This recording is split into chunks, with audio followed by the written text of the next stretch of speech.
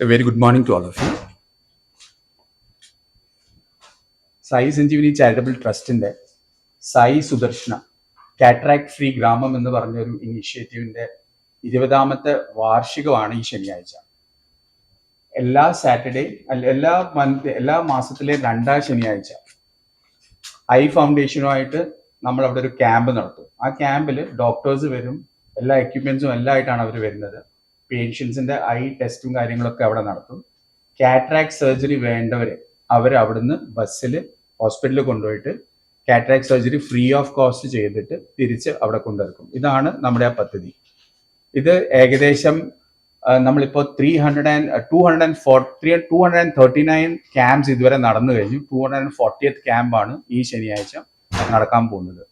ഈ ക്യാമ്പിനകത്ത് നമ്മൾ കുറച്ച് ഐ ഡോക്ടേഴ്സിനെ ഹോണർ ചെയ്യുന്നുണ്ട്. പിന്നെ ഇതുപോലത്തെ ഒരു ഇനീഷ്യേറ്റീവ് നമ്മൾ ഹെൽപ്പ് ചെയ്ത് എല്ലാവരും ഡോണേഴ്സ്, ഐ ഡോക്ടേഴ്സ്, പിന്നെ ഇതിന് വോളണ്ടിയേഴ്സ് കുറെ ആൾക്കാരായിട്ട് നിന്നിട്ടുണ്ട്. ഇവരെല്ലാവരെയും നമ്മൾ ആ ദിവസം ഹോണർ ചെയ്യുന്നുണ്ട്. 7400 സർജറീസ് ഇങ്ങനെ ഫ്രീ ആയിട്ട് നമ്മൾ ഇതുവരെ ചെയ്തു കൊടുത്തിട്ടുണ്ട്.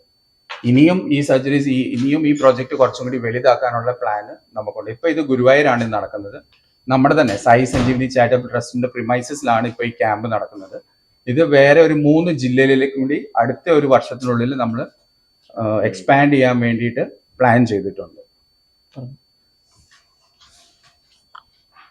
ഒരു സോഷ്യൽ ഓറിയന്റഡ് ആയിട്ട് നടത്തുന്ന ഒരു പ്രോഗ്രാമാണ് അത്. 20 വർഷമായിട്ട് നമ്മൾ വളരെ സക്സസ് ആയിട്ട് ചെയ്യുന്നുണ്ട്. നമുക്ക് ധാരാളം പേഷ്യൻസും ഉണ്ട്. ഇപ്പോൾ എക്സ്റ്റെൻഡ് ചെയ്യുന്നത് 3 ജില്ലകളിലാണെങ്കിലും പിന്നീട് കേരളത്തിന്റെ എല്ലാ ജില്ലകളിലും ഇത് ചെയ്യാനുള്ളൊരു താല്പര്യം സായി സഞ്ജീവനിക്കുണ്ട്. അതാണ് മെയിനായിട്ട്. ഇപ്പോൾ നാളെ ആണ് ആ പ്രോഗ്രാം കണ്ടക്ട് ചെയ്യുന്നത്. ശനിയാഴ്ച സാറ്റർഡേ ആണ് പ്രോഗ്രാം കണ്ടക്ട് ചെയ്യുന്നത്. പ്രധാനപ്പെട്ട ആളുകളായിട്ട് വരുന്നത് നമ്മുടെ ഗുരുവായൂർ ചേനാസ് ദിനേശൻ നമ്പൂതിരിപ്പാടാണ്. അദ്ദേഹം അത് ഉദ്ഘാടനം ചെയ്യും.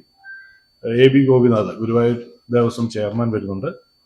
Vice chairman Jyothiraj, K Padma, പിന്നെ കൈതപ്പുറം ദാമോദരൻ നമ്പൂതിരി. അദ്ദേഹം നമ്മുടെ ഒരു വെൽവിഷർ കൂടിയാണ്. സായി സഞ്ജീവനിയുടെ എല്ലാ പ്രവർത്തനങ്ങളിലും ഒപ്പം ഉണ്ടാകുന്ന ആളാണ് കൈതപ്പുറം തിരുമേനി.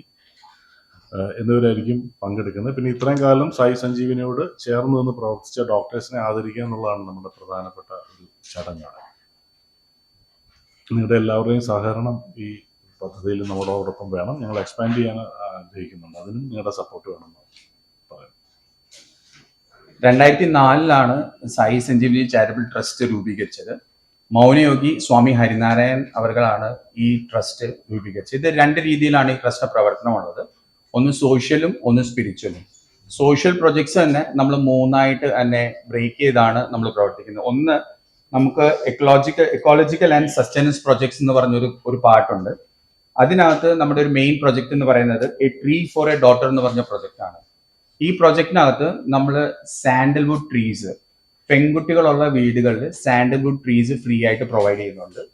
ഇത് നമുക്കൊരു ഒരു ജോയിന്റ് വെഞ്ചർ ഉണ്ട്, ഫോറസ്റ്റുമായിട്ടാണ് നമ്മൾ ഇത് ചെയ്യുന്നത്. ഇത് അവര് ഒരു 15-20 വർഷം ഈ ചെടിയെ നോക്കിക്കഴിഞ്ഞാൽ ഒരു 15 to 20 years കഴിയുമ്പോൾ ഒരു 10 to 15 lakhs കിട്ടാവുന്ന രീതിയിൽ ഈ മരം വളർന്നു കഴിഞ്ഞാൽ ഫോറസ്റ്റുകാർ തന്നെ വന്നിട്ട് മുറിച്ച് അവർക്ക് ആ ഫണ്ട് കൊടുക്കും. അന്നേരം ഈ കുട്ടികൾ വളർന്നു വരുമ്പോൾ, ഈ പെൺകുട്ടികൾ വളർന്നു വരുമ്പോൾ അവർക്കൊരു ഫൈനാൻഷ്യൽ എയ്ഡ് ആ സമയത്തേക്കാവും. അങ്ങനെ തന്നെ നമ്മളിപ്പോൾ ഇതുവരെ ഒരു 60,000 സാപ്ലിങ്സ് നമ്മൾ ഇതുവരെ കൊടുത്തിട്ടുണ്ട്. ഏകദേശം 1 ലക്ഷം വരെ എത്തണം എന്നാണ് നമ്മുടെ ടാർഗറ്റ് ഉള്ളത്. അതാണ് ട്രീ ഫോർ എ ഡോട്ടർ എന്ന് പറഞ്ഞ പ്രോജക്റ്റ്.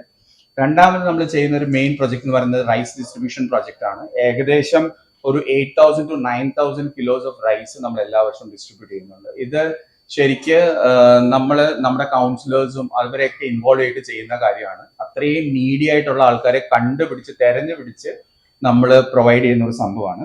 പിന്നെ ഒരു അന്നദാനം എന്ന് പറഞ്ഞ ഒരു പ്രോജക്റ്റ് നമ്മൾ കണ്ടിന്യൂസ് ആയിട്ട് റൺ ചെയ്യുന്നുണ്ട്. ഏകദേശം ഒരു 11,000 മീൽസ് നമ്മൾ ഒരു വർഷം ഫ്രീ ആയിട്ട് ആൾക്കാർക്ക് കൊടുക്കുന്നുണ്ട്.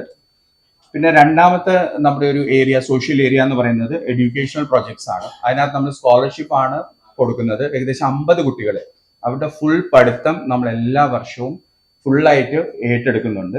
പിന്നെ ഒരു ഡിജിറ്റൽ ഗ്രന്ഥാലയ എന്ന് പറയുന്നത് കർണാടക സ്റ്റേറ്റിന്റെ ഫുൾ സിലബസിനെ ഡിജിറ്റലൈസ് ചെയ്യുന്ന ഒരു പ്രോജക്റ്റ്. അതൊരു മേജർ പ്രോജക്റ്റ് ആണ്, പക്ഷെ ആ സ്റ്റേറ്റിലാണ് അത് യൂസ് ആവുന്നത്.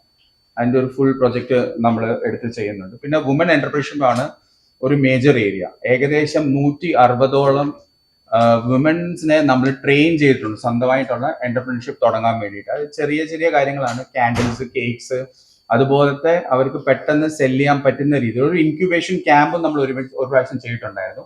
കാര്യം കുറെ ആൾക്കാർക്ക് ഇത് ഇത്ര ചെറുതായാലും ഒരു ഫൈനാൻഷ്യൽ ഹെൽപ്പ്, ഒരു മാർക്കറ്റിംഗ് ഹെൽപ്പ്, ഇത് രണ്ടും കൊടുത്തുകൊണ്ട് നമ്മൾ ഇൻക്യുബേഷൻ ക്യാമ്പും നടത്തിയിട്ടുണ്ട്. ഇങ്ങനെയൊക്കെയാണ് നമ്മുടെ സോഷ്യൽ പ്രോഗ്രാംസ് പോകുന്നത്. പിന്നെ നമ്മുടെ സ്പിരിച്വൽ പ്രോഗ്രാംസിനകത്തുള്ളത് 3 മേജർ കാര്യങ്ങളാണ്, 3 മേജർ പ്രൊജക്ട്സ് ആണ് നമുക്കുള്ളത്. ഒന്ന് മൗനയോഗ എന്ന് പറഞ്ഞ ഒരു മെഡിറ്റേഷൻ പ്രൊജക്റ്റ് ആണ്. അത് ശരിക്കും പറഞ്ഞാൽ നമ്മൾ നമ്മുടെ ഇന്നർ സൈലൻസുമായിട്ട് കണക്ട് ആയിട്ട് നമ്മൾ ഡെയിലി ലൈഫ് എങ്ങനെയാണോ ലീഡ് ചെയ്യാൻ പറ്റുന്നത് ആ ഒരു പ്രൊജക്റ്റ് ആണ് ഉള്ളത്.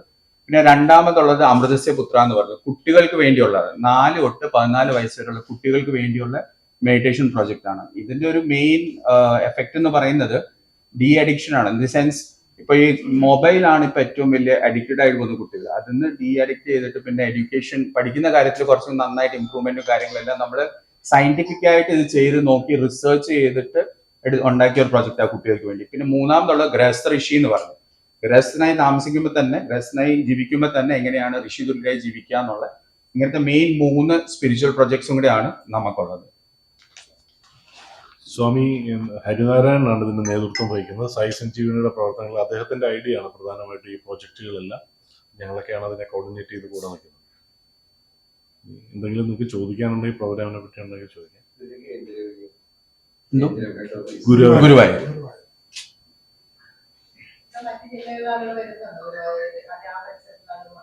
ഈ സ്പിരിച്വൽ പ്രൊജക്ട്സിന് ഇല്ല, നമുക്ക് ആ ജില്ലയില് അവിടുന്ന് ശരിക്കും പറഞ്ഞാൽ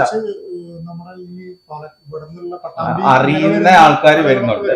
പക്ഷെ ആസ് സച്ച് മേജർ നമ്മുടെ ആ ഏരിയ തന്നെയാണ് നമുക്ക്. ഇല്ല, നിയന്ത്രണം ഒന്നുമില്ല. ഏകദേശം നമുക്ക് 60 to 70 രോഗികളാണ് ഒരു മാസം നമ്മുടെ അവിടെ എത്തുന്നത്. അത് നമ്മുടെ അടുത്തുള്ള ഡോക്ടേഴ്സ് അവർ റിഫർ ചെയ്യുന്നുണ്ട്. ഈ ശരിക്കും ഫൈനാൻഷ്യലി അത്രയും സ്റ്റേബിൾ അല്ലാത്ത ആൾക്കാർ അവരുടെ അടുത്ത് വരുമ്പോൾ അവർ നമ്മൾക്ക് റിഫർ ചെയ്യുന്നുണ്ട്. അങ്ങനെയാണ് കണ്ടിന്യൂസ് ആയിട്ടുള്ള ഈ ഒഴുക്കുള്ളത്. അന്നേരം ആ ഡോക്ടേഴ്സിനെ കേന്ദ്രീകരിച്ചാണ് നമ്മുടെ മേജർ പേഷ്യൻസ് വരുന്നത്. ഞങ്ങളുടെ സോഴ്സ് ഓഫ് റവന്യൂ ഞങ്ങളുടെ ഡിവോട്ടീസ് തന്നെയാണ്. ഇവിടെ മാത്രമല്ല, പുറത്തും കുറെ ആൾക്കാരുണ്ട്.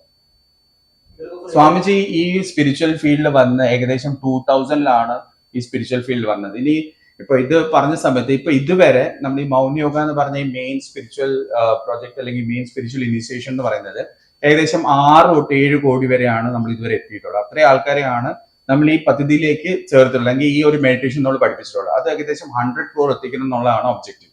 അന്നേരം അത്രയും കൂടുതൽ ആൾക്കാർ on A very large scale നമ്മുടെ കൂടെ കണക്റ്റഡ് ആയിക്കൊണ്ടിരിക്കുകയാണ്. അതാണ് നമ്മുടെ ബേസ് എന്ന് പറയുന്നത്, അല്ലെങ്കിൽ നമ്മുടെ അടിത്തറ അത് തന്നെയാണ്.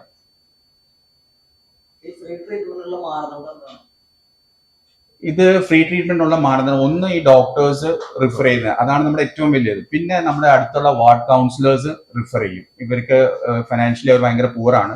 നമ്മുടെ എല്ലാ പ്രൊജക്റ്റും അതാണ് നമ്മുടെ ബേസിക് മാനദണ്ഡം. ഈ വാർഡ് കൗൺസിൽ കാര്യം ആ ഏരിയയിൽ, നമ്മുടെ ഗുരുവായൂർ ആ ഏരിയയിലുള്ള എല്ലാ ഇതുപോലത്തെ എന്തൊക്കെ ഗവൺമെന്റ് മെഷീനറീസ് ഉണ്ടോ അതെല്ലാം ഭയങ്കര ആക്റ്റീവായിട്ടാണ് നമ്മൾ നിർത്തുന്നത്. അവർക്ക് ഇത് മാത്രമല്ല, ഇപ്പൊ ചിലവർക്ക് മാരേജിന്റെ സമയത്ത് ഒരു ഹെൽപ്പ് നീഡഡ് ഉണ്ടെങ്കിൽ അതും നമ്മൾ കൊടുക്കും. ചിലവർക്ക് മെഡിസിൻ ആവശ്യം ഉണ്ടെങ്കിൽ അതും നമ്മൾ കൊടുക്കും. അതിങ്ങനെ എന്തൊക്കെയാണോ ആവശ്യങ്ങൾ, യഥാർത്ഥ ജെന്യൂൻ ആയിട്ടുള്ള ആവശ്യങ്ങൾ വരുന്നത് ആ രീതിയിൽ നമ്മൾ ഹെൽപ്പ് ചെയ്ത് കൊടുക്കുന്നു. പിന്നെ മേജർ സർജറീസ്, ഹാർട്ട് സർജറി ഒക്കെ ഉള്ളത് ഇപ്പോ പുട്ടവർത്തിയിലൊക്കെ ഫുൾ ഫ്രീ ആയിട്ട് ചെയ്ത് കൊടുക്കുന്നുണ്ട്. അവിടെയും നമ്മൾ മെയിലൊക്കെ അയച്ച് കാര്യങ്ങളെല്ലാം ചെയ്ത് അങ്ങനെ എന്തൊക്കെ നമ്മൾ ആ ഒരു ഏരിയയിൽ നിന്ന് ചെയ്യാൻ പറ്റുന്നു അതെല്ലാം നമ്മൾ ചെയ്യുന്നു.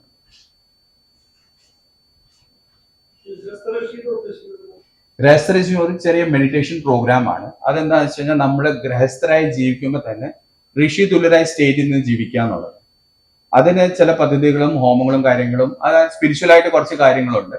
അത് ഫോളോ ചെയ്തുകൊണ്ടിരിക്കുമ്പോൾ ഉണ്ടാവുന്ന നമ്മുടെ ഉള്ളിൽ ഉണ്ടാവുന്ന ഒരു മെന്റൽ ചേഞ്ച്, മെന്റലും ഫിസിക്കലും 2 ചേഞ്ചും നമ്മളിൽ ഉണ്ടാവും. അതിനെ എങ്ങനെയാണ് നമ്മൾ how we develop the entire thing, അതാണ് അതിനകത്തുള്ളത്. മെഡിറ്റേഷൻ ടെക്നീക്സ് ആണ് മേജറായിട്ട്, അത് തന്നെയാണ് നമ്മുടെ എല്ലാ സ്പിരിച്വൽ പ്രോസസ്സും. മെഡിറ്റേഷൻ ആണ് നമ്മുടെ മെയിൻ. പിന്നെ രണ്ടാമതാണ് യോഗ കാര്യങ്ങളൊക്കെ വരുന്നത്. ഏറ്റവും ഫസ്റ്റ് മെഡിറ്റേഷൻ തന്നെയാണ്. സാധാരണ വേണം എന്തോ അതെ അതെ അതെ അതെ നിങ്ങൾ എല്ലാവരുടെയും സപ്പോർട്ട് വേണം. അഥവാ ഇങ്ങനെ എന്തെങ്കിലും ഒരു നീഡി ആയിട്ടുള്ള ആൾക്കാരെ കണ്ടു കഴിഞ്ഞാൽ നമ്മുടെ ഈ മെസ്സേജ് അവരെ പറ്റി ഒന്ന് എത്തിക്കുക. നമ്മുടെ ഈ അഡ്രസ്സും ഈ ടെലിഫോൺ നമ്പർ അവരെ എത്തിക്കുക. അവർ നമ്മളോട് കണക്ട് ആയി കഴിഞ്ഞാൽ നമുക്ക് എന്തൊക്കെയാണോ ചെയ്യാൻ പറ്റുന്നത് അതെല്ലാം നമ്മൾ ചെയ്തിരിക്കും. നിങ്ങൾ റെഫർ ചെയ്യുന്നതും സന്തോഷമാണ് കേട്ടോ.